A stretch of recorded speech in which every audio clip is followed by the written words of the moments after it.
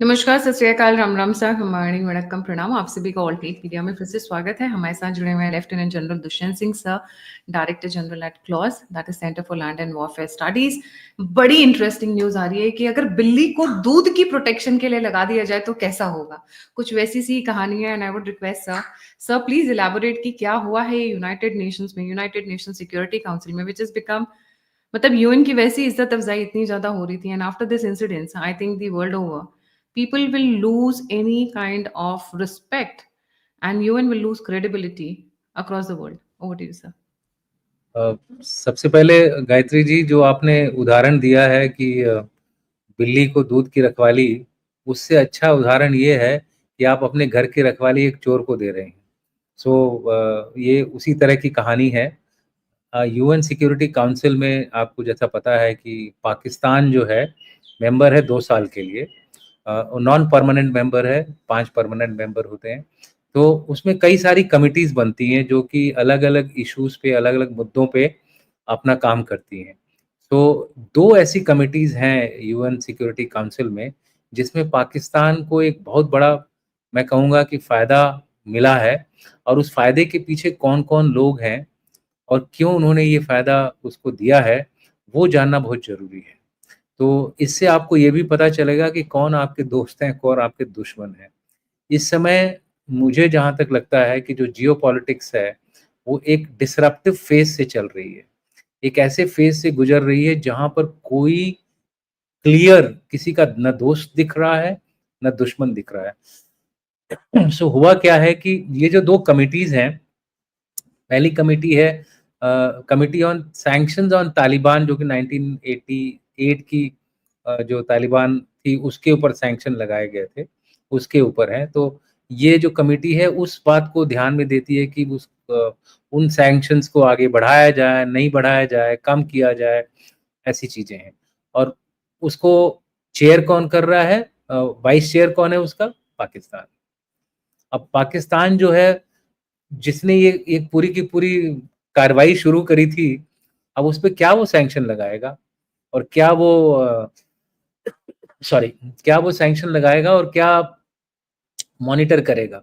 देखिए, अभी वो इसको किस तरह से इस्तेमाल करना है करेगा, वो जानना ज़रूरी है। वो क्या करेगा कि जो ग्रुप्स जो हैं, जो उसके फ़ेवर में रहते हैं, उनको इस सैंक्शन लिस्ट से हटा देगा वो, हटवा देगा। या जब तक 2 साल रहेगा वो इस पूरी कमिटी में, तब तक वो इस पूरे मुद्दे को आगे बढ़ाएगा ही नहीं। जिससे क्या होगा कि जो उसके सपोर्टर्स हैं अफ़गानिस्तान में, तालिबान में, जैसे हक्कानी हो गए, हक्कानी नेटवर्क उनके सपोर्ट में है, ऐसे लोग जो है और ताकतवर होंगे। और इसके बदले वो क्या चाहेगा? उसके बदले ये चाहेगा कि जो तहरीक-ए-तालिबान पाकिस्तान है, जो पाकिस्तान में काम कर रहा है, उसके ऊपर वो लोग अंकुश लगाएँ।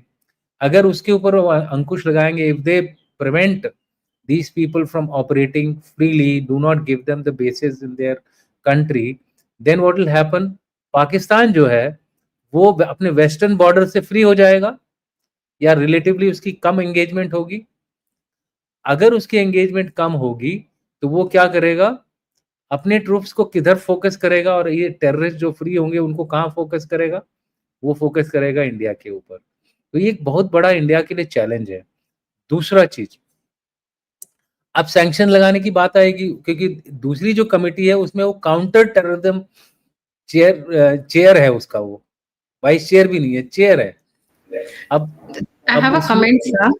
पूरी हाँ, दुनिया की जिहाद की फैक्ट्री एंटी हाँ, टेरर कमिटी में बैठी हुई है। I mean the vice chairman of the anti terror committee. ऐसा नहीं लगा वही तो बोल रहा हूँ हिपोक्रेसी कि विल डाई थाउजेंड तो, डेथ्स। तो, तो वही वही मैं बोल रहा हूँ कि चोर को बना दिया है थानेदार।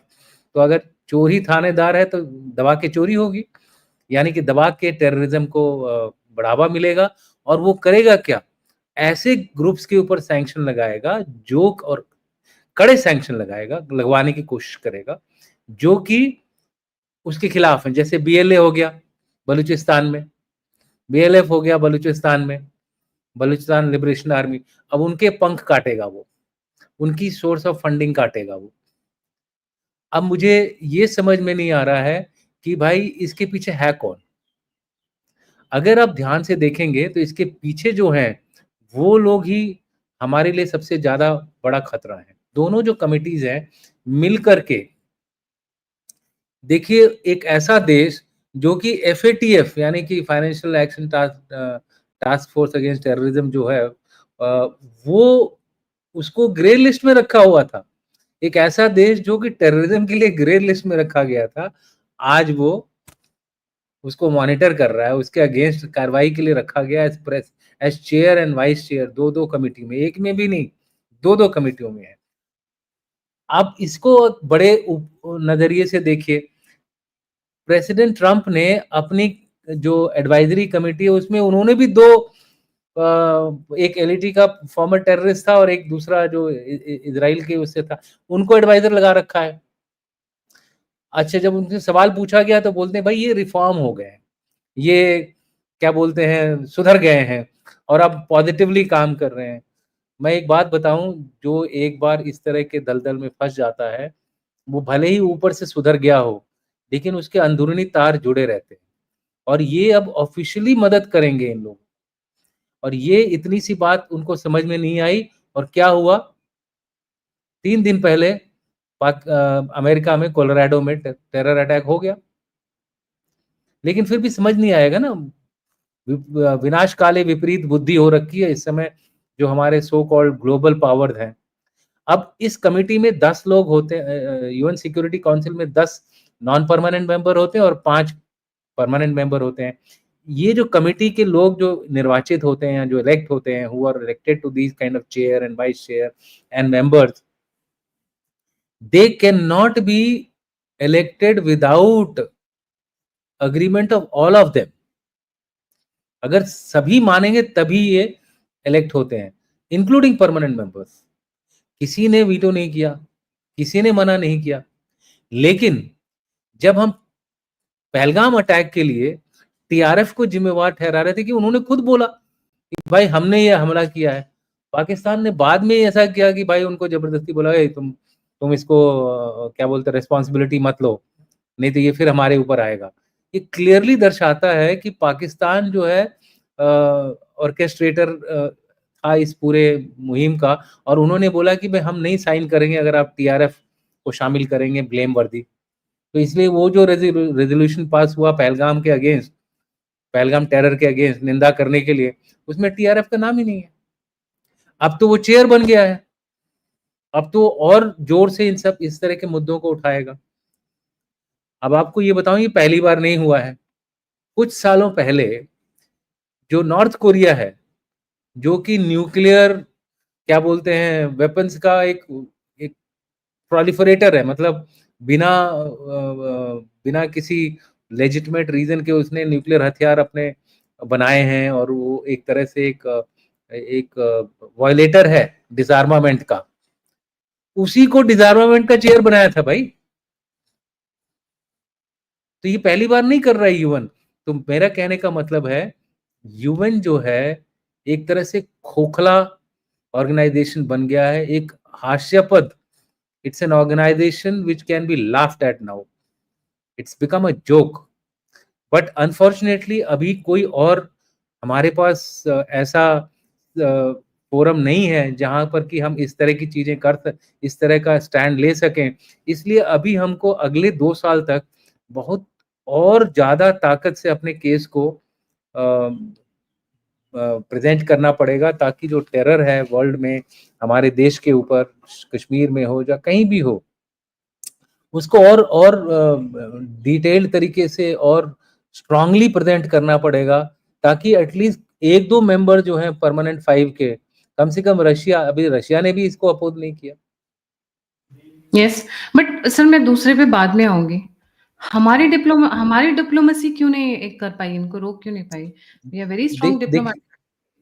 देखिए इस समय एक चीज दुनिया को बहुत क्लियरली समझ में आ रही है और वो चीज ये है कि जो भारत है, अब लोगों को लगने लगा है कि एक ऐसा देश है कि जिसकी जिसकी तरक्की अब कोई रोक नहीं सकता।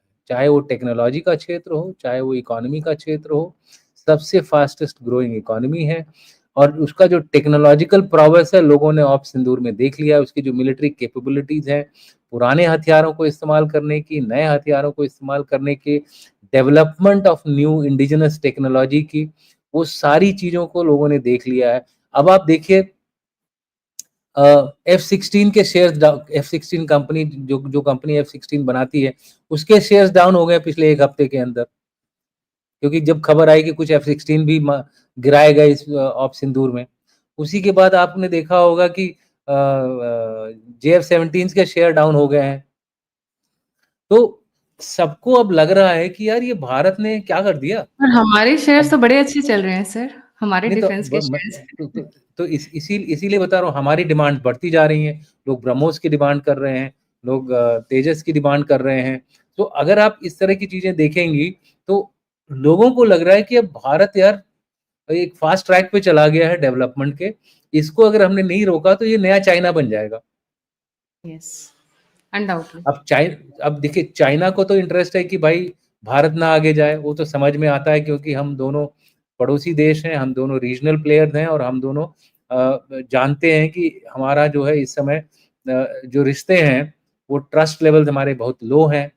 और हमने पिछले कई कई सालों से आपस में छोटी छोटी 1962 को अगर हम वो कर दें तो उसके बाद भी कई सारी झड़पें हुई हैं। गलवान भी हुआ, उसके बाद उसके पहले डोकलम हुआ था, सुमद्रांगचो हुआ था, 1967 का युद्ध हुआ था। मैं बताऊं आपको कि 1962 को छोड़ के उसके बाद जितने भी इस तरह के जो झड़पें हुई हैं उसमें भारत ने चाइना को मुंह की दी है।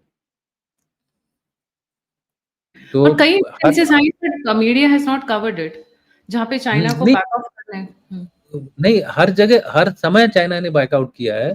हाँ, कुछ थोड़े बहुत देखिए युद्ध कर रहे हैं तो थोड़ा सॉरी इस तरह का अगर कॉन्फ्लिक्ट हो रहा है तो थोड़ा बहुत ऊपर नीचे होता है इन सब चीजों में, तो यू कांट अवॉइड कि भाई, लेकिन बाय एंड लार्ज मेजोरिटी जो है भारत ने चाइना के ऊपर हावी हुआ है। अब जैसे गलवान ले लीजिए, हमने कैलाश कर दिया, कैलाश करते ही वो पीछे हटने लग गया।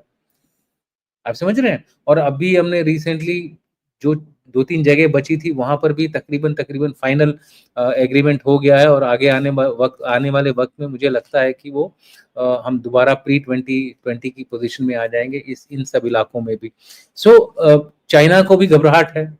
अमेरिका को लगता है कि भाई हमने चाइना के साथ गलती कर दी थी, उनको पूरी खुली छूट दे दी थी, वो 10-15 साल में उन्होंने उतना कर लिया जो उन्होंने 100 साल में किया था।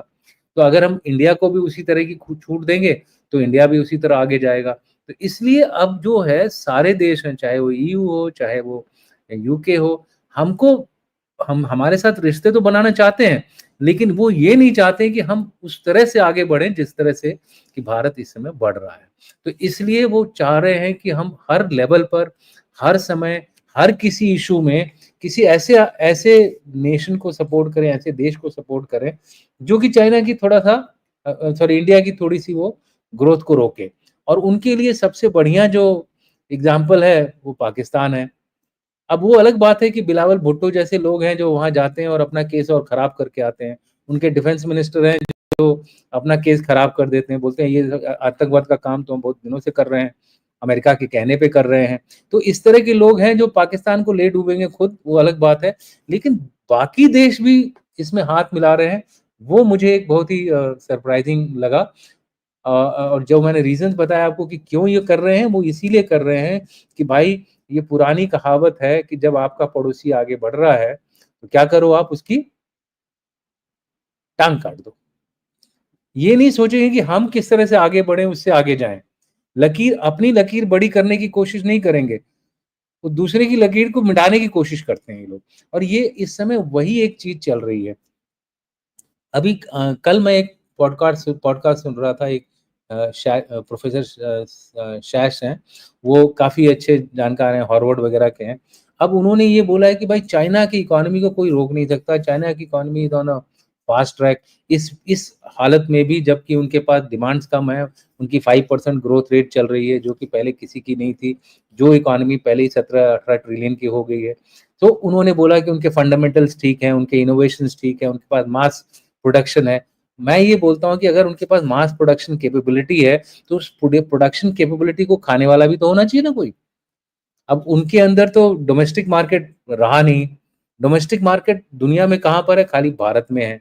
इसलिए अब लोग कोशिश ये कर रहे हैं कि भारत जो है हर चीज़ क्या बोलते हैं उनसे महँगे में ले। अगर हमारे पे रिस्ट्रिक्शन करेंगे, टैरिफ करेंगे तो महँगाई बढ़ेगी। तो भारत को किसी न किसी तरह से लोग कोशिश कर रहे हैं कि it should fall in line, India should fall in line but on their terms. Tariff agreement हो but on their terms.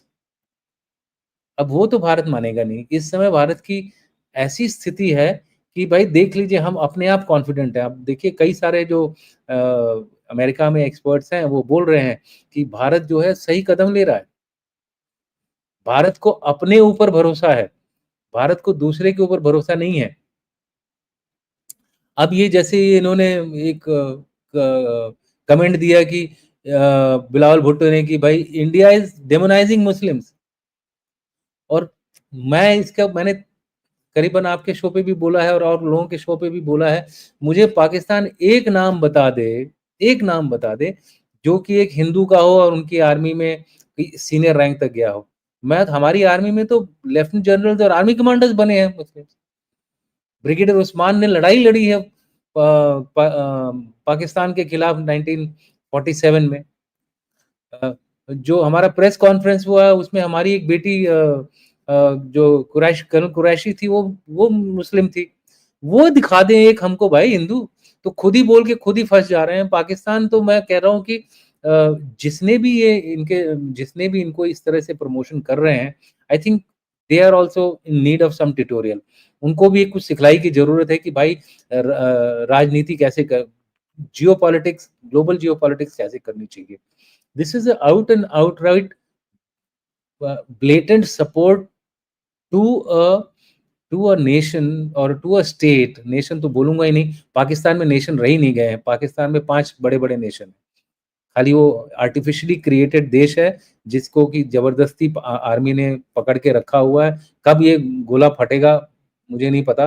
Balochistan तो जरूर कुछ न कुछ दिनों में अपने आप ही फट जाएगा, हमको कुछ करने की जरूरत नहीं होगी।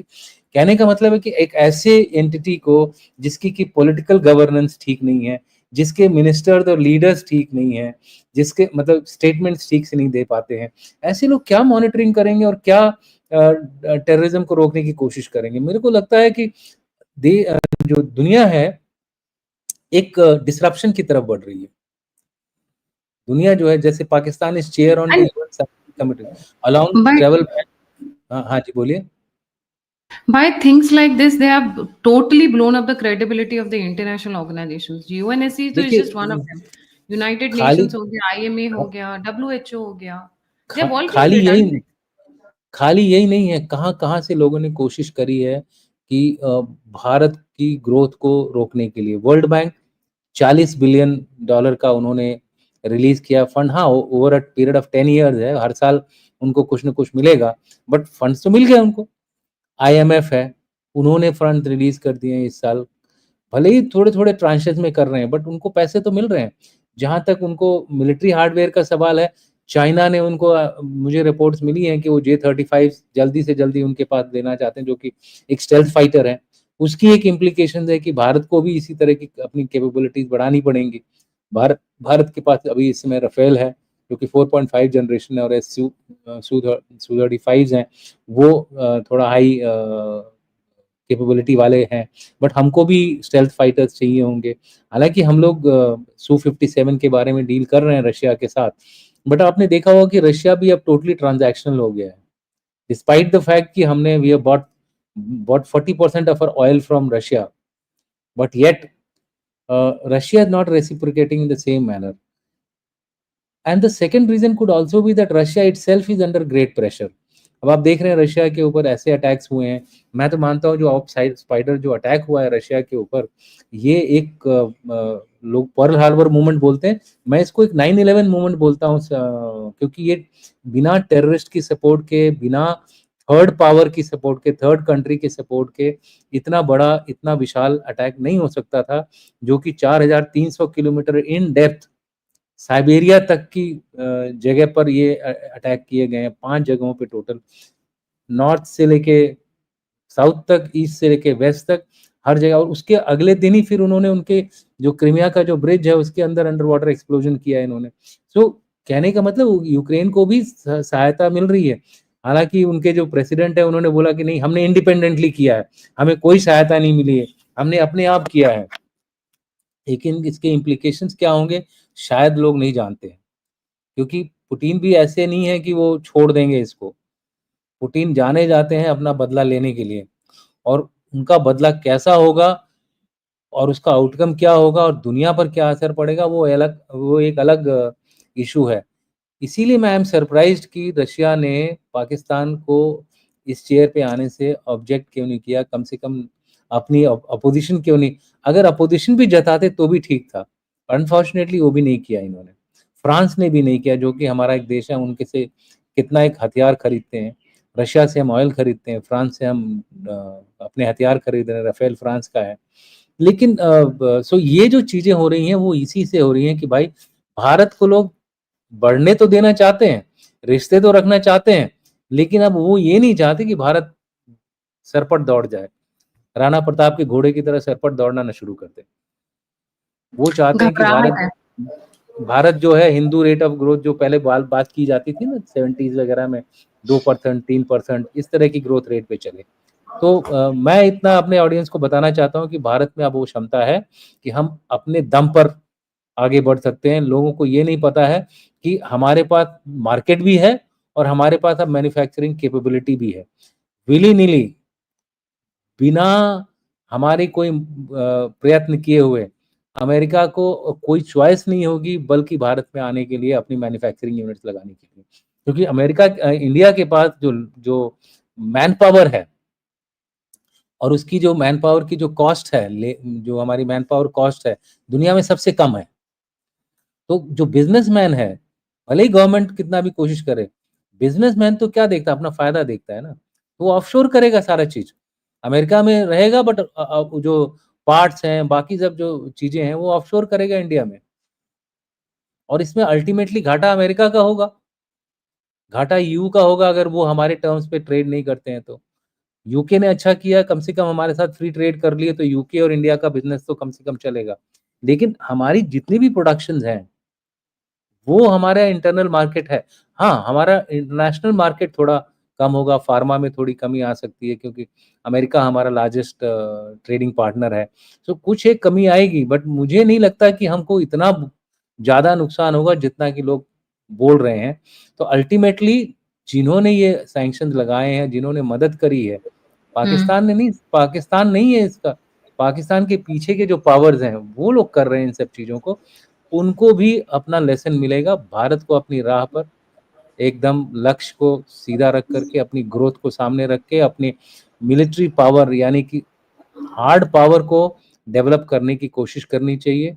और मैं बताऊं, जिसके पास एक हार्ड पावर है, जिसके पास ब्रूट पावर है, जिसके पास शक्ति है, दुनिया उसकी सुनती है। आज नहीं तो कल दुनिया हमारी हमारी बात सुनेगी।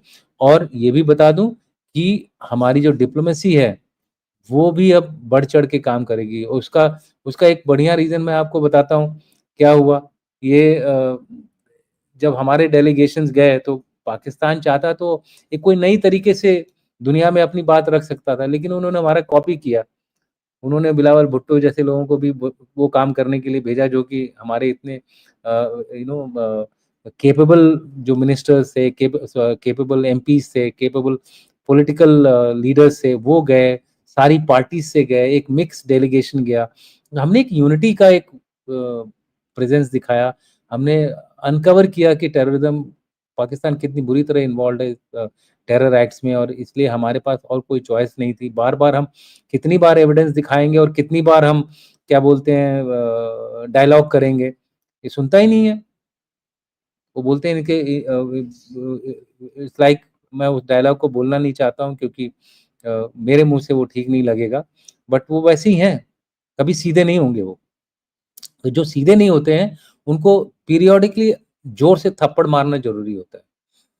सो they should India should remain prepared for a quick response. और अगली बार 10-15 दिन नहीं हमको टाइम मिलेगा, अगली बार हमको 4 घंटे 5 घंटे में इनको मतलब निपटा देना। सबक सिखाना पड़ेगा, और उसके लिए कैपेबिलिटी डेवलपमेंट हमारे को जरूरी है। मैं कहता हूँ, मैं कह रहा मेरा मेरा कहने का मतलब बाई एंड लार्ज एक एडवर्स डेवलपमेंट है हमारे लिए, लेकिन ऐसा नहीं है कि हम इसको काबू नहीं पा सकते, इसके ऊपर हम इससे आगे नहीं जा सकते। हमारे में इतनी ताकत है कि हम अकेले भी अब इस दुनिया में रह सकते हैं। हमारी सप्लाई चेन्स को थोड़ा डिसरप्शन होगा, थोड़ा हमारे सेमीकंडक्टर चिप्स को डिसरप्शन होगा, लेकिन ताइवान हमारा कई सारे देश हैं जो हमारे को सपोर्ट कर रहे हैं, इज़राइल कर रहा है, ताइवान कर रहा है, सिंगापुर हमारा, तो we will be able to find other solution. आज इंडोनेशिया ने भी कुछ पाकिस्तान को कल खरी खोटी सुना दी, तो कहने का मतलब है कि we will find our people, we will find our countries. Global south में हमारी अभी भी काफ़ी सपोर्ट है। 56% is the support base in the global south. हमने जो एक इंटरनली क्लॉज में वो किया था, एक सर्वे टाइप किया था based on the statements of Pahalgam के सपोर्ट में कितने लोगों ने स्टेटमेंट दी थी, तो 56% लोगों ने क्लियर कट इंडिया के साथ खड़े रहे हैं। हाँ, बड़े बड़े नेशंस यही इसी को देख करके थोड़ा डर रहे हैं। तो यही सब बोल के मैं अपनी बात को यहाँ समाप्त करना चाहूँगा। मेरे ख्याल से India should remain up and about and continue on its path of growth and development of military power. Thank you so much, sir. But this development is actually an alarm कि हमने नॉन अलाइन मूवमेंट फॉलो किया था, और मुझे ऐसा लग रहा है currently we are being pushed for one or the other block, Russia, China. Absolutely. We are being pushed to choose one of the blocks. मतलब वो पुरानी जो कहावत थी ना, you are either with us or you are not with us, वो वाली situation आ रही है। स्ट्रेटेजिक ऑटोनॉमी जो है, मैं भी मानता हूँ कि अगर हमारे पास कोई चॉइस नहीं होती है, अब आप देखिए चाइना पाकिस्तान अफगानिस्तान की एक लिंक बन रही है, रशिया पाकिस्तान की एक लिंक बन रही है। इसकी वजह से रशिया ने पाकिस्तान के जो क्या बोलते हैं, ये जो 2 चेयर इलेक्शन में उसमें ऑब्जेक्ट नहीं किया ना, अपना उसने कोई कम से कम एक विरोध तो दर्शा सकती थी, वो भी नहीं किया। सो ये एक ऐसा एक समीकरण बन रहा है, ऐसा एक इक्वेशन बन रहा है जिसमें India is being pushed towards taking a side. But I would say, if not side, what India should do very clearly is that we will take the help of people who are interested in giving us the help, but be cautious. Be cautious. If we have to go to the US, we will go to the US, but not take US for granted that it will come to our aid or it will come to our support. We have to create our indigenous capabilities quickly so that we can sustain, हम अपने आप एक लंबी लड़ाई के लिए अपने आप को काबिल बना सकें, सक्षम बना सकें, तभी आगे हम सफल होंगे और अपना इस पूरे विश्व में एक अलग पोजीशन बना सकते हैं. Right. So there is a need to review our strategic autonomy policy also. That's the way I look at it. Thank you so much, sir. Pakistan getting selected or elected, आप जो भी बोलें, is a warning sign actually. Because अब ये क्या करने वाले हैं, we don't know. उधर तालिबान के लिए प्रॉब्लम क्रिएट करेंगे, इधर इंडिया के लिए क्रिएट करेंगे, इसमें कोई डाउट नहीं है. देखिए हमारे पास भी बहुत ऑप्शंस हैं. हम क्यों टिबेट ऑप्शन को इसमें रखा हुआ है? हम क्यों नहीं ताइवान को सपोर्ट कर रहे हैं? ताइवान को सपोर्ट देखिए जब तक हम रिस्पॉन्ड नहीं करेंगे, अब इस समय ये लग रहा है कि लोग एग्रेसिवली आपके अगेंस्ट आने की कोशिश कर रहे हैं. बार-बार हमको अग्रेसर बना रहे हैं, जबकि हमारे ऊपर हमला हुआ और हमें ही अग्रेसर बनाया जा रहा है. I think it is time that we call spade a spade. और अब जब हम नेगोशिएशंस के लिए जा रहे हैं, and it is good, we are pushing back against America, we are pushing back against जो भी कंट्री हमारे खिलाफ वो कर रही है, हम पुश बैक कर रहे हैं, हम एक्सेप्ट नहीं कर रहे हैं. तो अगर आज एलन मस्क उनसे अलग हुए, कल और लोग अलग होंगे उनसे. और अभी तक in any case what has he achieved? Elon Musk and Donald Trump में तो वर्बल फाइट चल रही है ट्विटर के ऊपर बकायदा. कहां दोनों ब्रोमांस कर रहे थे और कहां एकदम से वो हवा में. एंड टेल मी 200 डेज और सो हैज पास्ड, अभी तक उन्होंने क्या अचीव किया? कनाडा से दुश्मनी मोल ली हुई है, ग्रीनलैंड ले नहीं पाए, पनामा ले नहीं पाए. I mean he is just making statements and turning around. He's become a U-turn president. जी, बिल्कुल सही. Thank you so much. I used to like him, but I don't think he's behaving the way he should behave. No, we all used to like him. He has just shocked all of us by his recent behaviors. By like, I mean, I won't use that word like. I would say that he had a clear-cut position on things, that he wanted to end the war. So I said, okay, that's a very good aim. He wants to end Gaza war, very good aim. So certain things he was doing very positively, and we were hoping that there would be some end to the whole thing. But you can't play a double game. I want to end the war, and then you have a rare earth mineral deal going on with him. So obviously, when he signed the rare earth mineral deal, then you start supporting him, and when you start supporting him, he goes and hits Russia. So how will you go to peace table with these kind of manipulation? I don't think so. I think there is a need for India to also call spade a spade and stand firm on its foot. Thank you. Thank you so much sir for joining. जाने से पहले सभी viewers से request है, please like subscribe और share करना ना भूलें. अगर आप कंट्रीब्यूट करना चाहते हैं तो यूपीआई और नंबर स्क्रीन के ऊपर. आप फीडबैक देना चाहते हैं, मुझसे जुड़ना चाहते हैं, तो सभी के सभी लिंक्स डिस्क्रिप्शन बॉक्स में. इसी के साथ जय हिंद, जय श्री राम, हर हर महादेव. जय हिंद.